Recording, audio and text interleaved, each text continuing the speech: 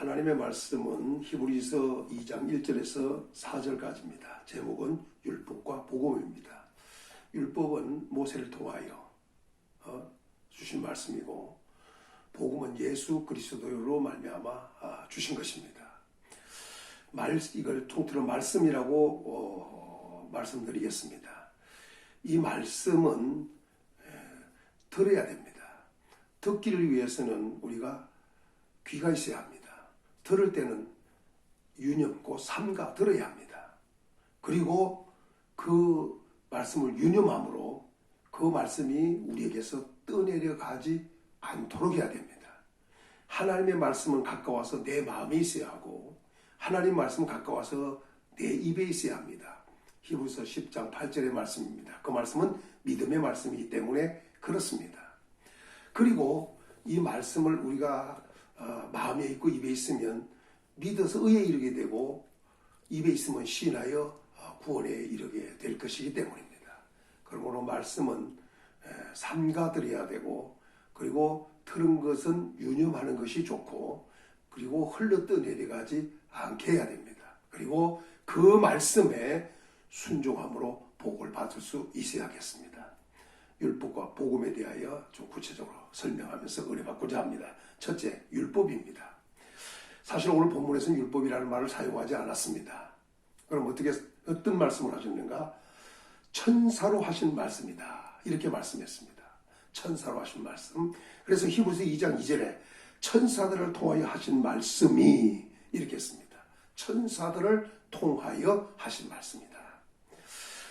사도행전 7장 53절에 보면 이렇게 말합니다. 너희는 천사가 전한 율법을 받고도 지키지 아니하였도다 라고 했는데 이는 스데반이 설교한 내용 중에 하나입니다. 곧 천사가 전한 율법이다.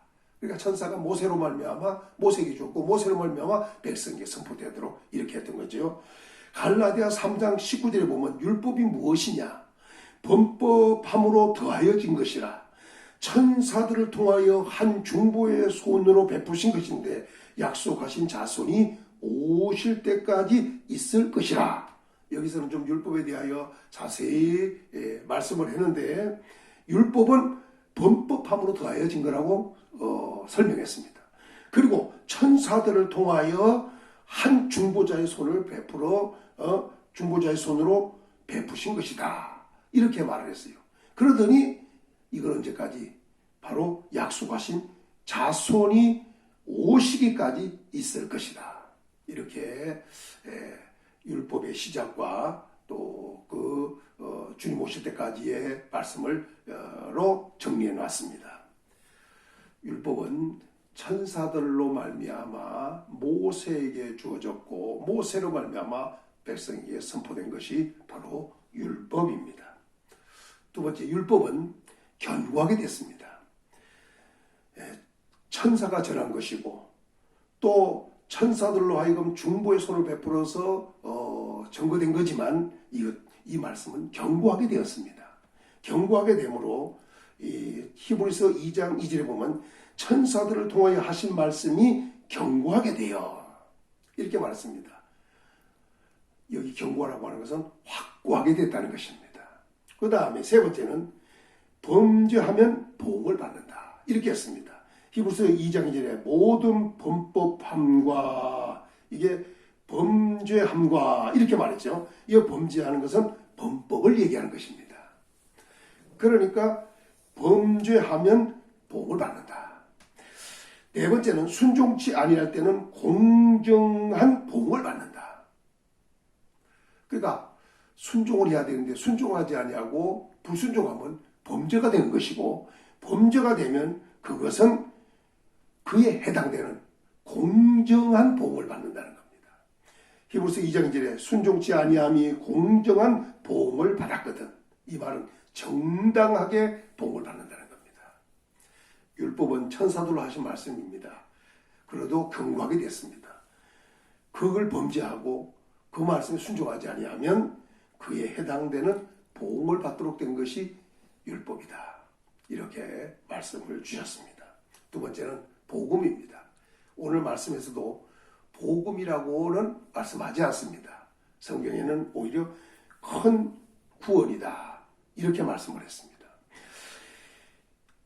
히브리서 2장 3절에 보면 이 구원은 처음에 주로 말씀하신 바요.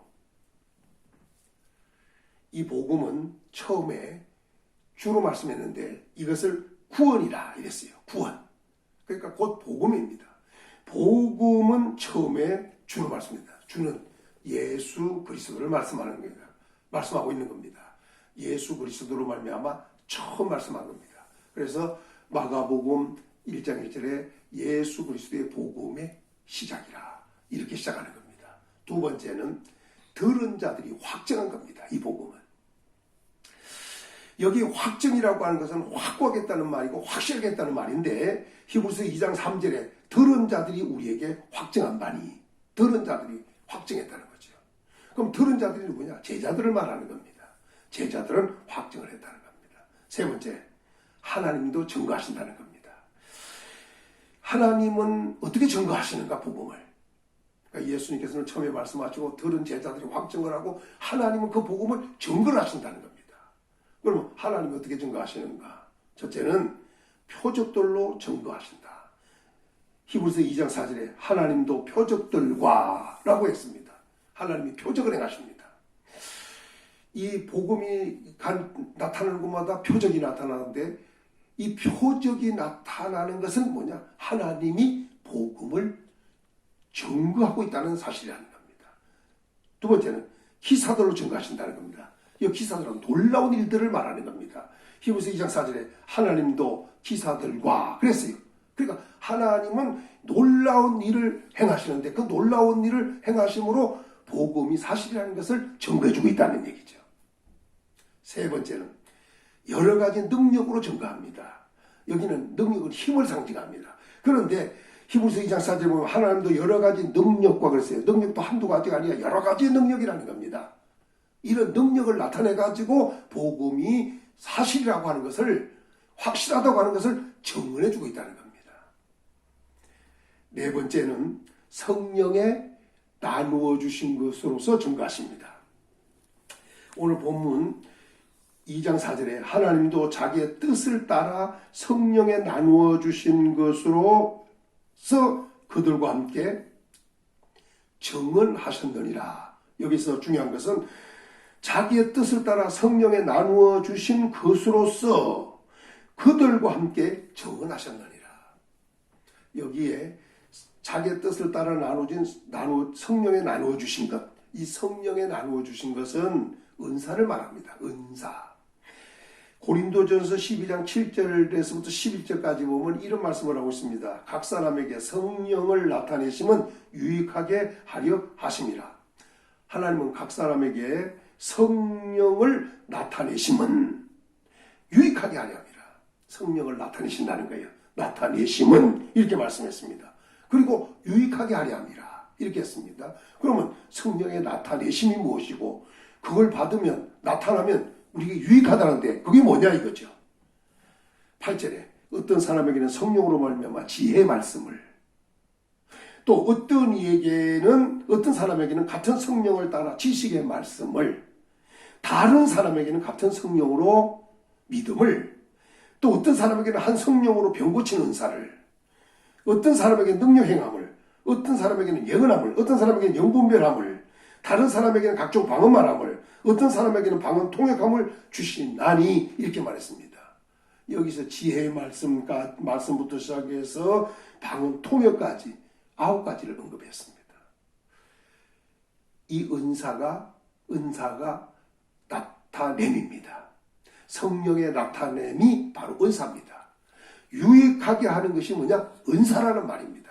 우리가 지혜의 말씀을 받고 성령으로 말하면 지혜의 말씀 받고 지식의 말씀 받고 아니면 능력, 병 고치는 은사, 아니면 믿음, 영부의 은사, 아니면 방언, 통역, 예언, 이런 은사들은 우리에게 유익이 됩니다. 그러나 성령의 나타내심입니다. 그렇다면 성령을 내가 받았다면 성령이 오셨다는 그 나타냄이 있는데 바로 그것이 은사라 이 말씀입니다. 그러나 이 모든 은사는 내가 받고자 한다고 받는 것도 아닙니다. 내가 이런 은사 받고 싶다, 저런 은사 받고 싶다 이런다고 되는 게 아니라 11절에 이 모든 일은 같은 한 성령이 행하사 그의 뜻대로 각 사람에게 나누어 주시는 것이니라. 성령이 자기 뜻대로 나누어 주시는 것이다. 그러니까 성령께서 주시는 대로 우리는 받는 것이다. 그러니까 이 주신다는 말이 나타냄이 되는 겁니다. 하나님께서 성령에 나누어 주신 것으로 증언한다는 것은 곧 성령의 은사로 나타낸다는 말입니다. 오늘 우리가 성령의 이 9가지 은사를 오늘 본문에서 언급을 했는데 이 언급될 은사 그 중에 어느 것 하나라도 우리가 받는다면 하나님이 복음을 나에게 증거한 것이다. 그런 의미입니다. 마지막으로 4번째입니다. 큰 구원을 등한히 여기면 어찌 피할 것인가 라고 했는데 여기서 히브리서 2장 3절에 우리가 이같이 큰 구원을 등한히 여기면 어찌 그 보응을 피하리요. 율법도 범죄하고 순종치 아니하면 그에 해당되는 공변된 보응을 받았다 그랬어요. 그런데 하물며 큰 구원을 등한히 여기면, 여기 등한이라고 하는 것은 소홀히 여기면 어찌 그 보응을 피하리요. 이 말은 복음을 피할 수 없다는 것입니다. 복음을 등한히 여기면 보응을 피할 수 없다는 겁니다. 곧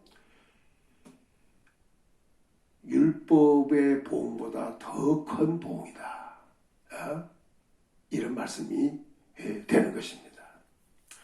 성도 여러분, 율법도 주셨습니다. 또 큰 구원인 복음도 주셨습니다. 이 복음은 예수님이 처음 말씀하신 겁니다. 들은 제자들이 확증한 바입니다. 하나님은 이 복음을 또 증거해 주십니다. 표적들로, 기사들로, 여러 가지 능력으로 성령에 나누어 주신 것으로 증거합니다. 이렇게 예수님이 말씀하고 들은 자들이 확증하고 하나님이 이렇게 확실하게 증거해 주시는데도 불구하고 이 구원인 복음을 소홀히 여기면 어찌 그 복음을 피할 수 있겠습니까? 오늘 우리는 복음을 듣고 복음을 받고 복음을 믿고 복음에 합당한 생활을 함으로 복 있는 삶이 되어야겠습니다.